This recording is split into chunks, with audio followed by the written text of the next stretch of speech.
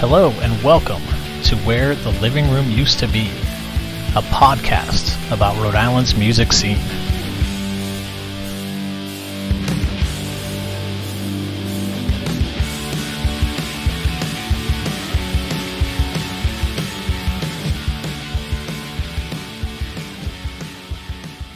Hey everyone, it's James.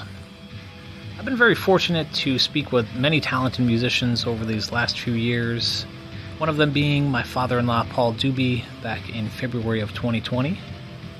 As you hopefully heard in that episode, Paul is an accomplished musician, booker, and music educator. But one thing you didn't hear was how his father, Paul Dube Sr, was a master accordion player and educator as well.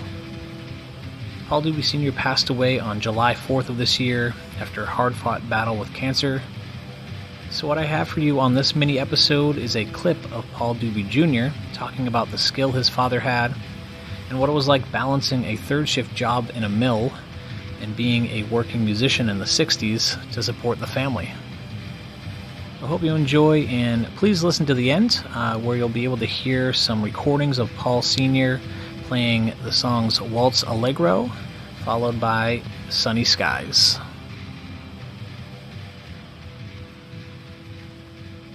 I would say that all the music in our family branched from the music that my father had and passed down, directly or indirectly. Yeah. Like what kind of stuff? He was a musician. He played accordion. In his day, accordion was a cooler thing.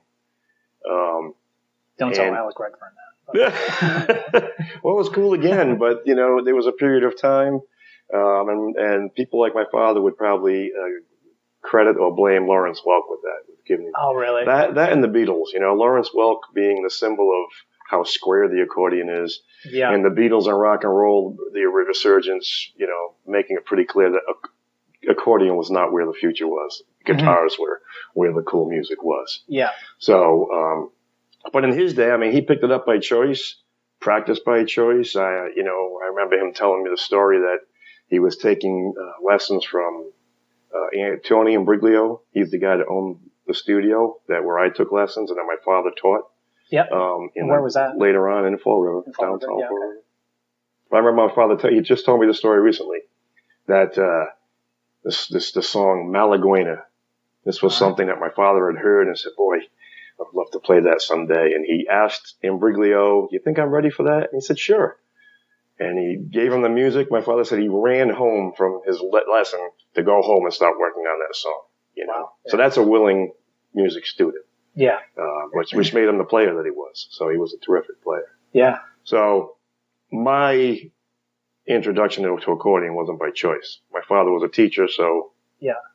Here, take accordion lessons. Okay. I didn't latch on to the way my father did. No. And what was he playing? Was he playing in bands as well? He was playing standards, yeah. So my father, he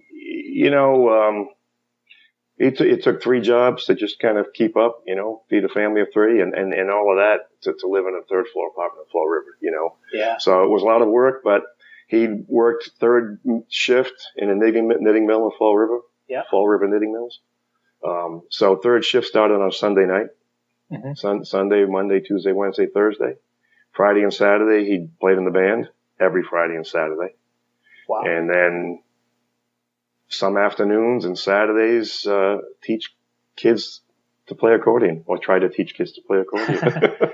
He would teach them whether or not they learned. That's right. Whether they were receptive of it, So, And were you one of those people? I was one of those people who was not one of his star students, much to his disappointment, I'm sure. Yeah. He had some terrific students. I loved the music. Music was always in the house. The kind of music he had in the house generally centered around Frank Sinatra. Okay. But his playing was standards, or whatever the dance music was at the time. So when he played out every Friday and Saturday night, it was for dancing. Yeah. Okay. So his band, the band I remember the most, his most steady band was called the Stafford Trio. Yeah. So him on accordion, someone on sax, someone on drums, and the drummer also was the vocalist.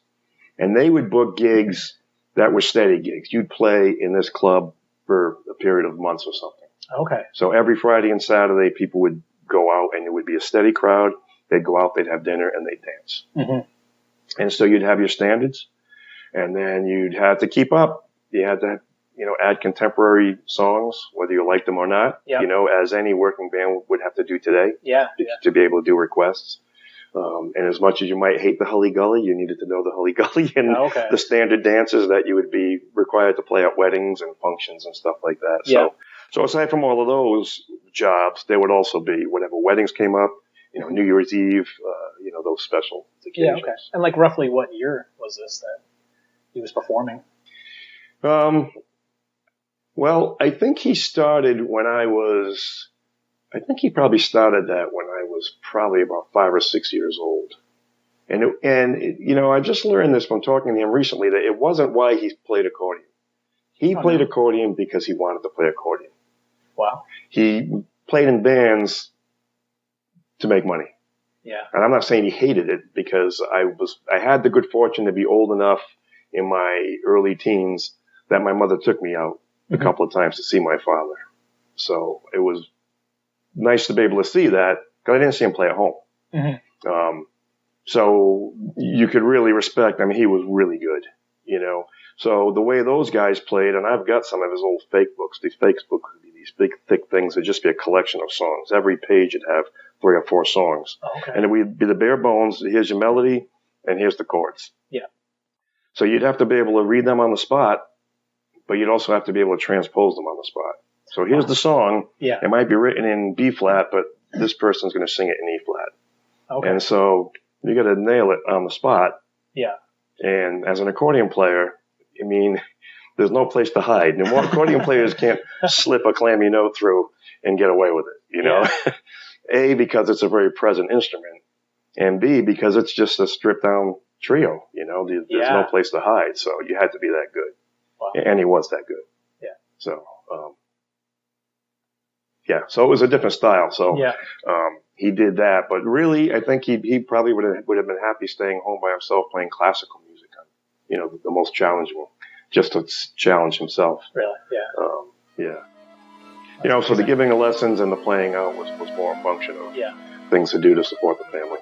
Yeah. Because as you can imagine, a knitting mill, I don't know what they paid, but, it wasn't necessarily a living wage for a family of 5. Okay. Yeah, I gotcha.